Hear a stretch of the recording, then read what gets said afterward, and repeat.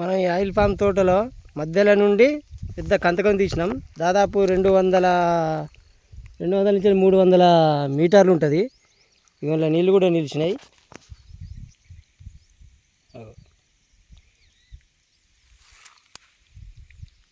దీని మధ్యలో మనం అక్కడ లైన్ ఆయిల్ పామ్ ఉందా, ఆ ఆయిల్ పామ్ సూటిగా ఇక్కడ పెట్టలే. ఇక్కడ ఎందుకు పెట్టలేదు అంటే మనం ఉసిరి చెట్లు, జామ చెట్లు, మామిడి చెట్లు పెడదామని ఇవి పెట్టినాం. చూడు, ఇది ఉసిరి చెట్టు, ఉసిరి చెట్టు, ఉసిరి చెట్టు, మామిడి చెట్టు, ఉసిరి చెట్టు, ఉసిరి చెట్టు ఇప్పుడే వేసిన. ఇవి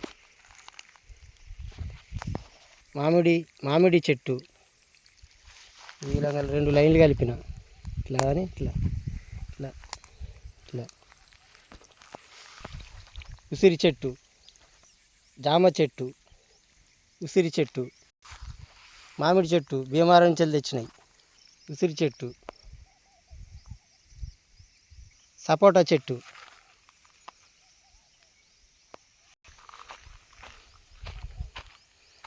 ఇక్కడి నుంచి లైన్గా పెట్టినాం.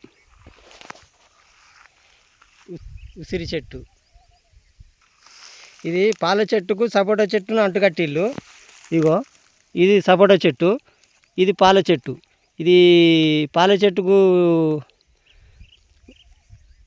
మెయిన్ చెట్టు. దీని అంటుకడితే ఇది ఏం చేసిందంటే దీంట్లోకి ఎల్లుకొచ్చింది. మళ్ళీ ఈ 2 చెట్లు కలిపి ఉన్నాయి. రూట్ ఏమో పాల చెట్టు, సయానేమో సపోటా చెట్టు. ఉసిరి చెట్టు, ఉసిరి చెట్టు.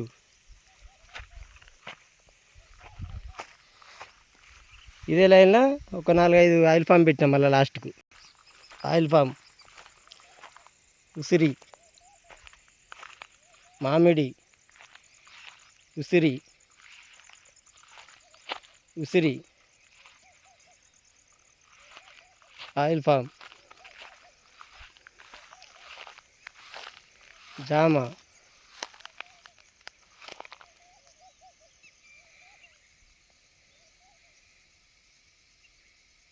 సీతాఫలం, మళ్ళీ లాస్ట్కు ఆయిల్ పామ్ చెట్టు.